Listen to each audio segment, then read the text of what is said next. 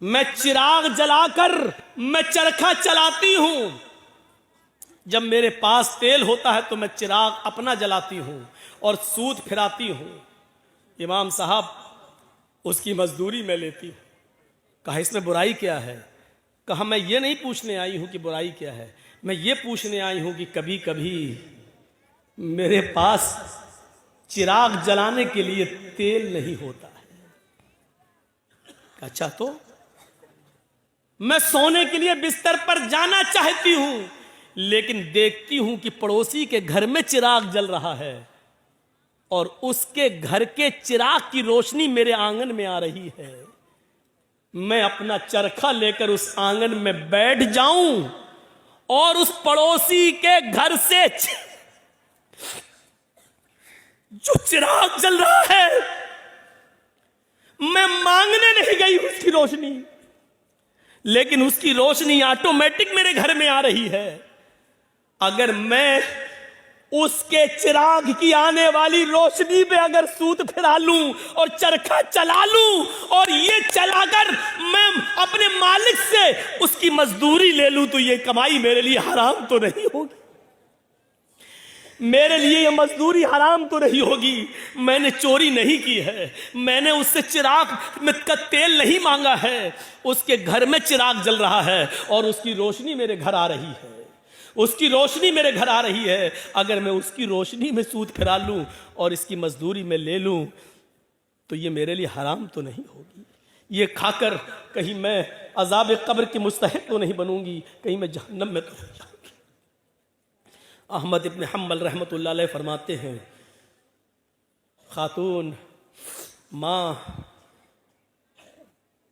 तेरे सवाल ने अहमद इब्न हम्बल के इल्म को आज शर्मिंदा कर दिया।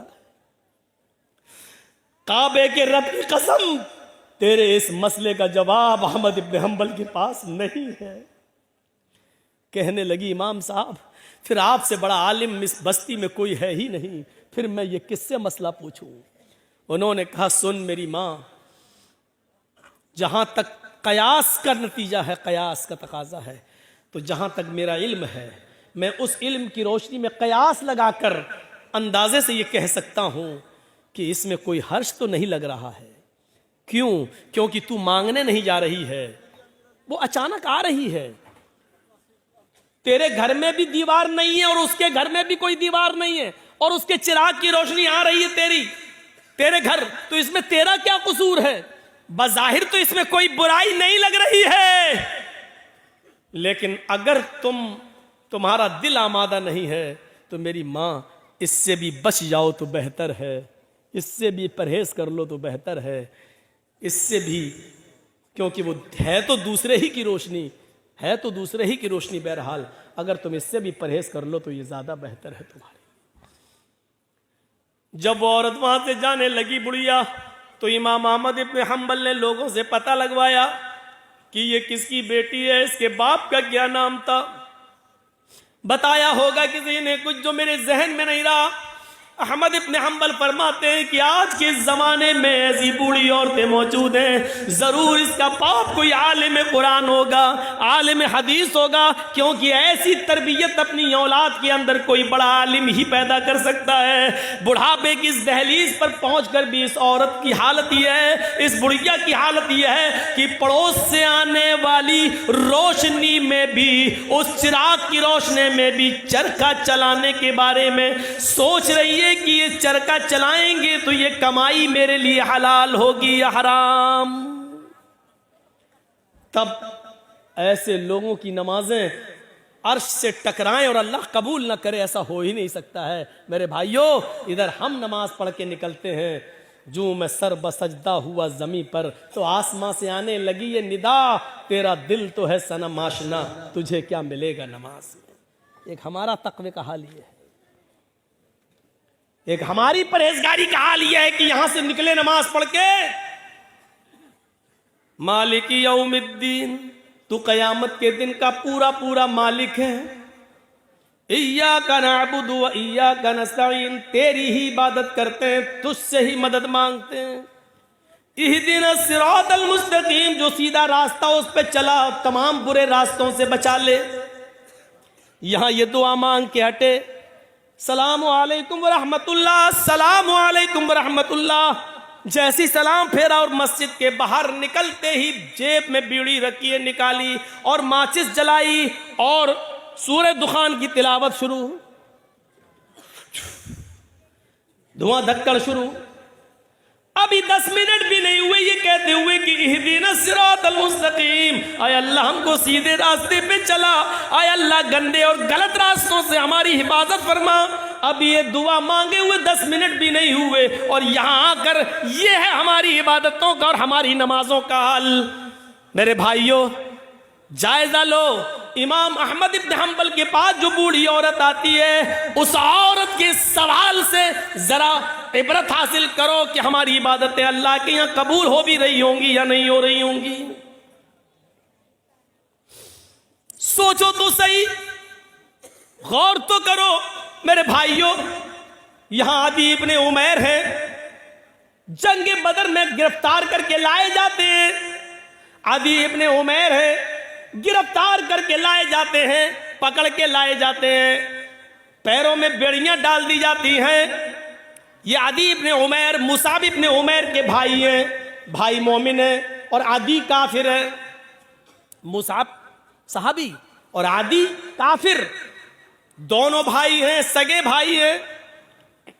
अल्लाह के नबी सल्लल्लाहु अलैहि वसल्लम ने फरमाया कि जो गिरफ्तार करके काफिर लाए गए उनके पैरों में बेड़ियां डाल दो। आदि के पैरों में जब बेड़ियां डाली जाने लगी तो मुसाब इब्ने उमैर वहीं खड़े हो गए और जो उनके पैरों में बेड़ियां डाल रहा था सहाबी, आदि इब्ने उमैर के पैरों में वहीं खड़े होकर मुसाब इब्ने उमैर कहने लगे, आए सहाबी अपने दोस्त से, आए दोस्त इसके पैरों में बेड़ियां जरा टाइट डालो, यहां से कस दो, मैं इसको अच्छी तरीके से जानता हूं, ये लॉक तोड़ने में, जंजीर तोड़ने में बड़ा माहिर है, यहां से टाइट कर दो वरना ये तोड़ के भाग जाएगा। जब मुसाब इब्ने उमैर ये कह रहे थे कि इसके पैरों में यहां से टाइट करो, यहां से टाइट करो, यहां से लॉक लगाओ, तो आदि इब्ने उमैर को इतना गुस्सा आ रहा था कि मारे गुस्से के आदि चीख पड़ा, आए मुसाब तुझे शर्म आनी चाहिए, तू उसी उमैर का बेटा है जिसका बेटा मैं हूं, तेरी रगों में उसी बाप का खून दौड़ रहा है जिसका खून हमारी रगों में दौड़ रहा है, लेकिन आज तुझे भाई कहते हुए शर्म आ रही है। तेरी गैरत कैसे गवारा कर रही है कि तेरी आंखों के सामने तेरे सगे भाई के पैरों में बेड़ियां डाली जा रही हैं और तू देख रहा है खड़े होकर, और देख ही नहीं रहा है बल्कि मशवरा दे रहा है कि यहां से टाइट करो।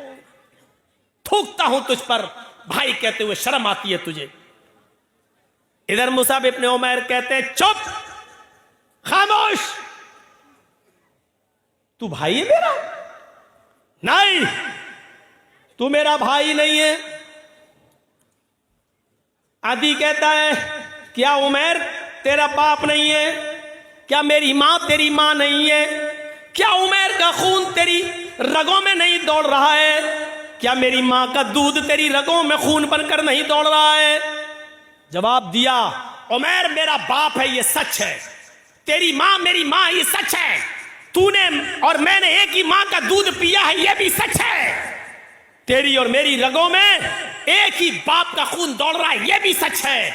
लेकिन यह सच नहीं है कि तू मेरा भाई है। जानता है मेरा भाई कौन है? आदि ने कहा, फिर कौन है अगर मैं तेरा भाई नहीं हूं? मेरा भाई वो है जो तेरे पैरों में बेड़ियां डाल रहा है? ये तेरा भाई है? हाँ, इसलिए कि मेरे भाई ने कलमा पढ़ा है, अशहदु अल्ला इलाहा इल्लल्लाह व अशहदु अन्ना मुहम्मदन अब्दुहु व रसूलुहु। बुखारी शरीफ की हदीस के इस वाक़े से हमें यह पता चलता है मेरे भाइयों कि इस्लाम लाने के बाद, ईमान कलमा पढ़ने के बाद, ला इलाहा इल्लल्लाह मुहम्मदुर रसूलुल्लाह का इकरार करने के बाद, इस्लामी रिश्ते से कलमे की बुनियाद पर अपने एक साथी की जो इज्जत होती है वो फिर सगा भाई भी वो दर्जा नहीं रखता है। क्या जवाब दिया? खूनी रिश्ते को कुर्बान कर दूंगा, लेकिन कलमे की बुनियाद पर ये मेरा भाई है, इस रिश्ते को मैं कुर्बान नहीं करूंगा। आए आदि, तू मेरा भाई नहीं, मेरा भाई वो है जो मेरे पैरों में बेड़ियां डाल रहा है इसलिए कि इसने कलमा पढ़ा है, अशहदु अल्ला इलाहा इल्लल्लाह व अशहदु अन्ना मुहम्मदन अब्दुहु व रसूल। इस कलमे की बुनियाद पर ये मेरा भाई है, तू भाई नहीं है। ये होता है इस्लामी रिश्ता। और इस्लामी रिश्ता इतना अहम होता है कि उसके लिए खूनी रिश्ते को कुर्बान कर दिया जाए।